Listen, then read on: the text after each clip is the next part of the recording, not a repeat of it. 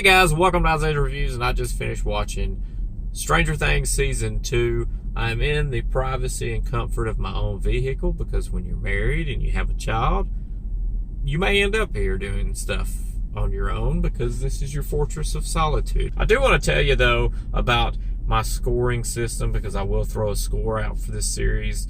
When I watch a series, and I'm going to give you a 1 to 10 rating or something like that, for each episode I'll drop a half a point off for things that I don't like, stuff that's odd, out of place, breaks the rhythm and the flow, and stuff like that. You know, they get those marks, and those are half a points off, 0.5s off on each episode. Then I get an average, and then I'll round up to the nearest half. So the end could be a 2.5 because it was an average of 2.3888. The great thing about Stranger Things 2 is it's like an expanded universe. It's like turning into this expansion. You get like the expansion pack. You get to see more of the characters you know and love, those kids. You get to see more of their backstories, or like their home life, really, I guess is what I mean to say. You get to see more of the individuals doing certain things on their own, and less of the entire group together, which is fine because it works with the story, and the story is getting more complex, and it's just getting better because we know what's going on. We got the drift, so now the storytelling can go deeper, go farther into each character, and just be really, really good. So in season 2, you get filled in a little bit on things that happened from season 1 that you didn't know about, which is really cool. And you get to see more emotion, more character from the characters themselves, which is a nice touch. And they go through chapters, so chapter 1 through 6 was great. I didn't vary too much from my ratings for each one of those, but I will say that chapter 7 hit, and it hit a chord in me that made me a little upset because it broke my rhythm, it broke my stride, and I absolutely disliked chapter 7, okay?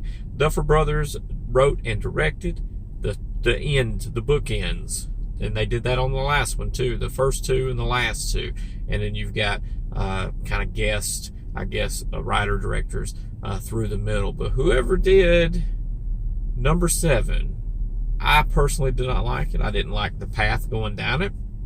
If you finish season 2, they do have a Beyond Stranger Things, which is sort of like the Talking Dead of Stranger Things on Netflix. So I think there's 7 episodes of those where they interview the actors and stuff like that. And you do get a little insight into some of the stuff.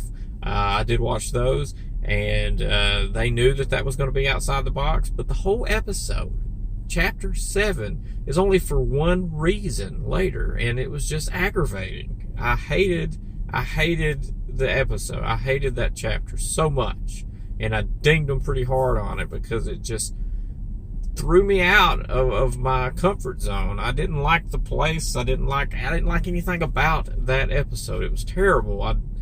You'll see what I'm talking about when you watch it. And I think it's one of those you either love or you hate, and there'd probably be no in between with it. And they may know that, but like I said, the whole episode is just for a purpose, a single purpose, and it's just not a good one. But thank God on number 8 and 9, the Duffer Brothers step in, and they do direct the last 2, and the payoff is great because I do love the last chapter. It was great. I thought it wrapped up season 2 nicely into a bow and placed it right underneath my tree of happiness. And so my score gave them, I've got 9 scores averaged. It averaged 8.388888, so an 8.5 out of 10. And the big hit come from the 7th episode, chapter 7. The other ones were pretty consistent, some of them almost perfect, and you know, I thought it was great. The last episode, like I said, was awesome. So it's very good. You get a lot of answers.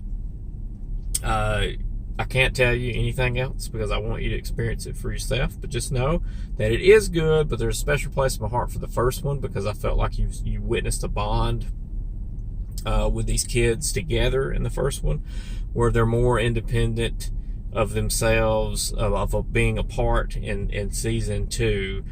So, you know, that feeling of friendship and stuff, it was really there, described really well in the first one. So that one always holds a special place in my heart. But the season 2 comes really close because it fills in a lot of stuff. It's got a lot of action, a lot of CGI, which isn't a bad thing because that means they've got a budget that extended and they're going, oh, you people like this, so here's some more money, and they're doing stuff that they can't do practically like they tried in the first one. So they've got a full staff for CGI in the second one, and it shows. So make sure to explode on that subscribe button and ding that dong so that you don't miss the next series review that I do, or movie review, because we got some good ones coming up.